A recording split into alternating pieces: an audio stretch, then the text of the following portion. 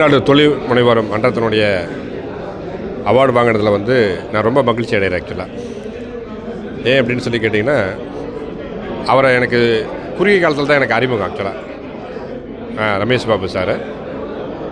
ஆனாலும் அவர் என்னுடைய மருத்துவத்தை பற்றின ஒரு அடையாளத்தை கண்டுபிடிச்சி எனக்கு இந்த விருதை வழங்கியிருக்கிறார் அப்படிங்கிறதுக்காக நான் நன்றி சொல்ல கடமைப்பட்டிருக்கேன். ஆக்சுவலாக அது மாத்திரமல்ல, இங்கே விருது வாங்க அத்தனை பேருமே பார்த்திங்கன்னா ஒவ்வொரு துறையில் சிறந்து விளங்கியிருக்காங்க. அதில் மிகச் சிறப்பாக ஒவ்வொருத்தரும் அவங்கள கரெக்டாக தேர்ந்தெடுத்து அவங்களுக்கு அவர் விருது வழங்கியிருக்காரு. அந்த வகையில் அவருக்கு நான் நன்றி சொல்கிறேன். என்னுடைய மருத்துவம் அப்படிங்கிறத பற்றி மட்டும் ஒரு டாபிக் மட்டும் பேசுகிறேன். என்னுடைய மருத்துவம் அப்படின்னு சொல்லக்கூடியது பஞ்சபூத மருத்துவம் அப்படின்னு சொல்லிட்டு பேர். இது மருந்தில்லாத மருத்துவம். ஆக்சுவலி இது 1995 கண்டுபிடிச்சி 2010 தான் நான் பேட்டன் வாங்கினேன். இதுக்கப்புறம் 3 இன்டர்நேஷ்னல் பேட்டன் இருக்குது இந்தியா முதற்கொண்டு. இது இல்லாமல் ஏசியா புக் ஆஃப் ரெக்கார்டு 2 தடவை, இந்தியா புக் ஆஃப் ரெக்கார்டு 2 தடவை, வேர்ல்டு ரெக்கார்டு 2 தடவை வாங்கியிருக்கேன்.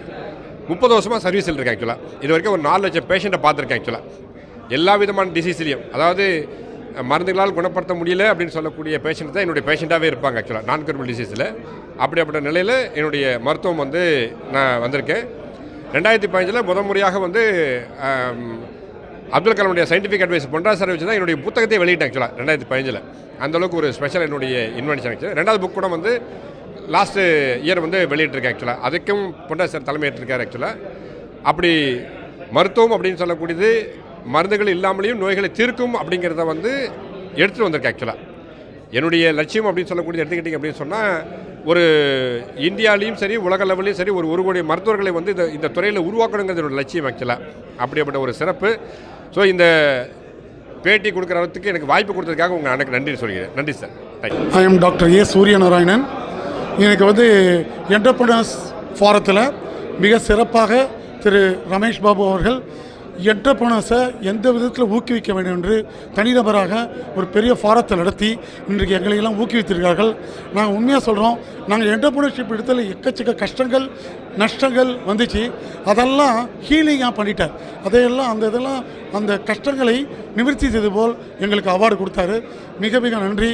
இந்த தமிழ்நாடு என்டர்பிரனர்ஸ் ஃபாரம் இது மிகப்பெரிய லெவலில் முதல் மீட்டிங்கே இவ்வளோ பேர் முக்கிய தலைவர்கள்லாம் அதிக அளவு அழகாக பேசினார்கள். அடுத்த மீட்டிங்கெல்லாம் மிக மிக சேப்பாக் கிரிக்கெட் ஸ்டேடியத்தில் 10 வருஷத்தில் மீட்டிங் நடக்கிறவருக்கு என்டர்பிரனர்ஸை கிரியேட் பண்ணோம்.